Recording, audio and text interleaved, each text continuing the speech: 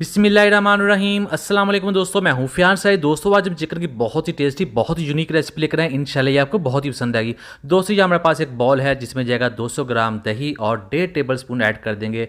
इसमें कुटा हुआ अदरक और लहसुन और 1 लेमन निचोड़ देंगे इसके अंदर। फिर ऐड करेंगे पाउडर मसाले, 1 टीस्पून जाएगा नमक, 1.5 टेबल स्पून जाएगा लाल मिर्च का पाउडर और हाफ टी स्पून ऐड कर देंगे इसमें हल्दी पाउडर। और अब हमने इसको मिक्स कर देना है अच्छे तरीके से। इसका हमने एक बैटर तैयार कर लेना है। तो ये देखिए इस तरह से हो जाएगा।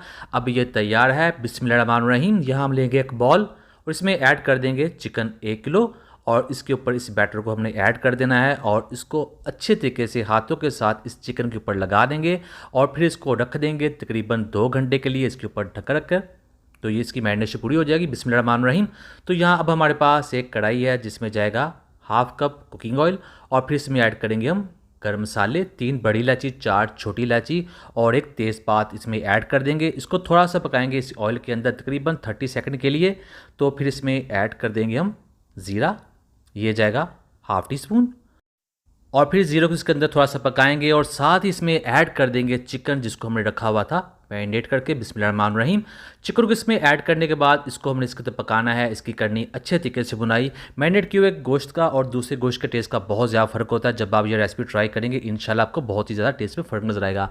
तो इसको इसके अंदर पकाना है तकरीबन 3 से 4 मिनट के लिए। तो ये देखिए इसको पका लीजिए तकरीबन 4 मिनट के लिए। अब इसमें ऐड कर देंगे 2 मीडियम साइज़ के प्याज, बिस्मिल्लाहिर्रहमानिर्रहीम, और 3 मीडियम साइज़ के टमाटर ऐड कर देंगे। प्याज और टमाटर का इस रेसिपी में इस्तेमाल ज़्यादा है जो इस रेसिपी की स्पेशलिटी जिसको बहुत ही डिफरेंट और यूनिक टेस्ट देंगे। तो इनको इसके अंदर मिक्स करना है और इसके अंदर इसको पकाना है तकरीबन 1.5 से 2 मिनट के लिए। ज़्यादा यहाँ इसको पकाएंगे और फिर इसमें ऐड कर देंगे हम थोड़ा सा पानी, बिस्मिल्लाहिर्रहमानिर्रहीम, तकरीबन हाफ कप के करीब।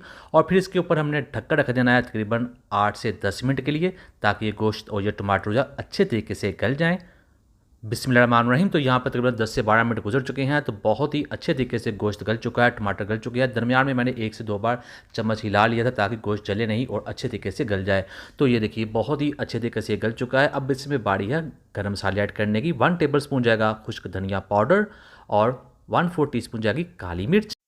2 से 3 ऐड कर देंगे छोटी सब्ज़ मिर्चें बड़ी कटी हुई और फिर इसमें ऐड करेंगे हम अदरक जिसको हमने लंबाई में काट लिया था, जो देखने में बहुत ही ज़्यादा खूबसूरत लगेगी।